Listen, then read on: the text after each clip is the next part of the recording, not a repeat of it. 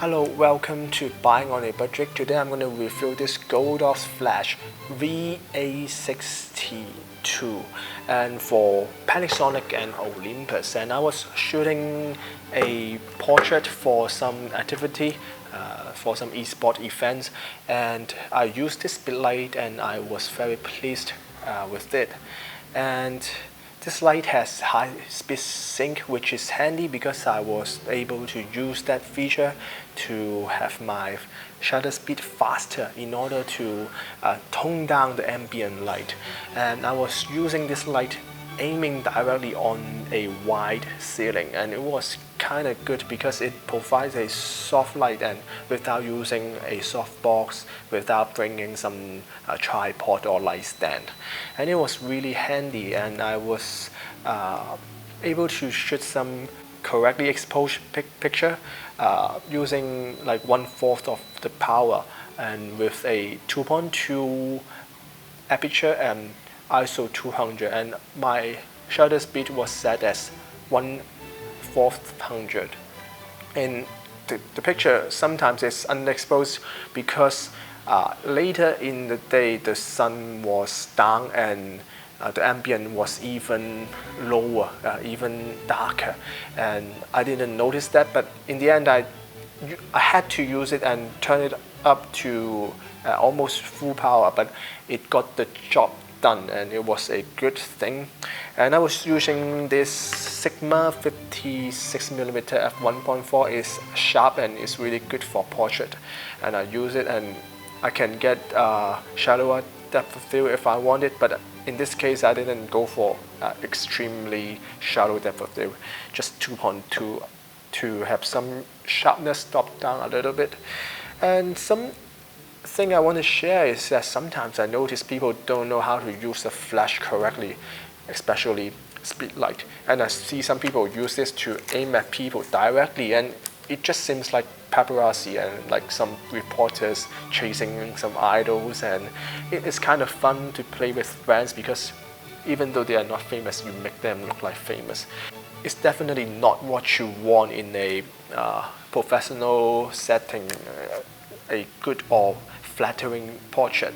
And using that way, the light is so hot and so powerful, and it's just not flattering to the people. And that's why we aim at the ceiling directly, and it creates some kind of big light because the reflection of the wall or the ceiling will create a very big and soft light, and the bigger the light and softer the light it is.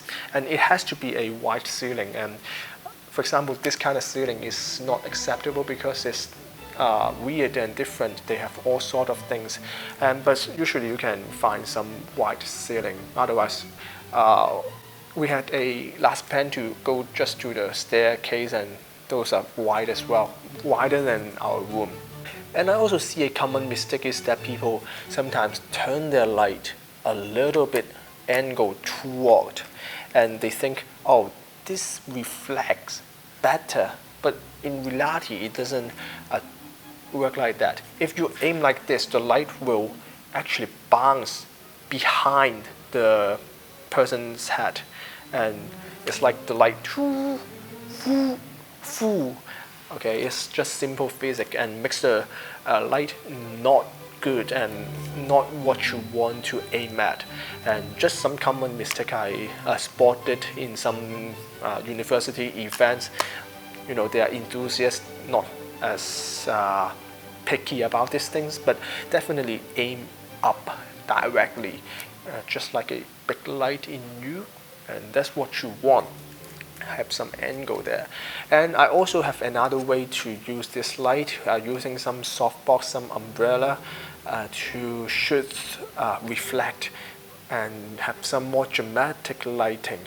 And it is really handy because this thing has kind of good enough power output, and I only had to use like 1/4 of the power of the full power, and able to have my ISO really low and my aperture 2.2 or something, and a very fast shutter speed. And I use a umbrella to have it really close, 45 angle perhaps, and to create a more dramatic and different look than today's look. And I think this light overall is quite good. The output is definitely there, and the buttons and the user's manual is good as well. However, one thing I want to note is that the on-off button is kinda flimsy and easy to turn off and on, but you don't really accidentally touch on that often, but it is definitely one thing to notice. And another thing I want to point out is, do you need a more expensive light, or do you need a, for example, Godox V860II? And why did I buy this? Is because the main reason you would like to buy those lights is because, one thing, power output. Do you want to use it under the sun? And in my case, I didn't use it that much. I used it one as a field light, and it worked kind of well, but it can't overpower the sun, especially in midday. But it can work in some sunset or sunrise situation. And also the other thing, except for the power output, is that the recharge power, meaning if you use the full power of this light, it has to recharge between shots, between every flash. And this one with full charge in the beginning of the charge is good. The charging speed is quite fast, and it kept up with what I am shooting with my speed, and it's good. But after maybe half of the battery, the speed gets to slow down. The recharging between shots slow down, and it's one thing that I don't really like, because sometimes you want to show your client or your subject that you know what you're doing and you're capable of that. But once the light is slowed down, it's kind of awkward. It's kind of you don't know what to do. But I will show them the pictures and demonstrate them, and in order to fill up those recharging time. And maybe that is only one reason why I would consider switching to the V860II in the future, but not right now, because so far this is my first flash, and I'm pleased with this, and it definitely has a good build quality, except the flimsy button. And as you can see, I just hit on it and it turned on, and the battery is good as well, and usually lasts me for 2 or 3 shoots, just some casual shoots.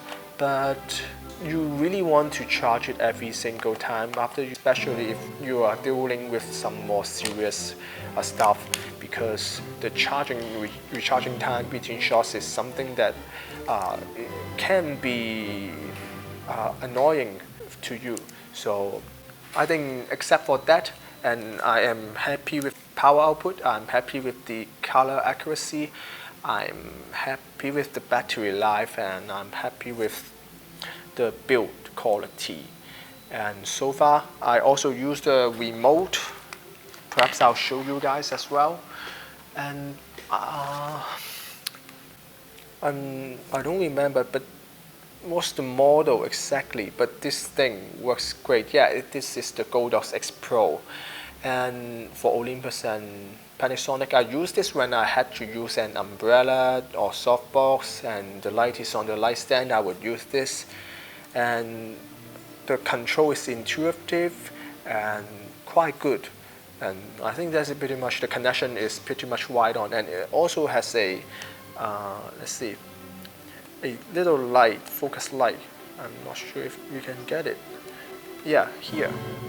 And it's useful if you don't have a video light or in a very dark situation, and it's good to have. And that's it pretty much. I'm quite pleased with this one. And if you want a well-developed or a affordable, a cheap, a useful flash system, I think Godox is definitely one of the better way to start with, because their connectivity is really developed, and their light seems good so far, and they're copying here and there, and they got copied here and there, and the flashes really they have their strength, and you get what you pay for really. And I think this light is good, and I think that's it pretty much. See you next time, and subscribe, like its video, and that's it. Bye.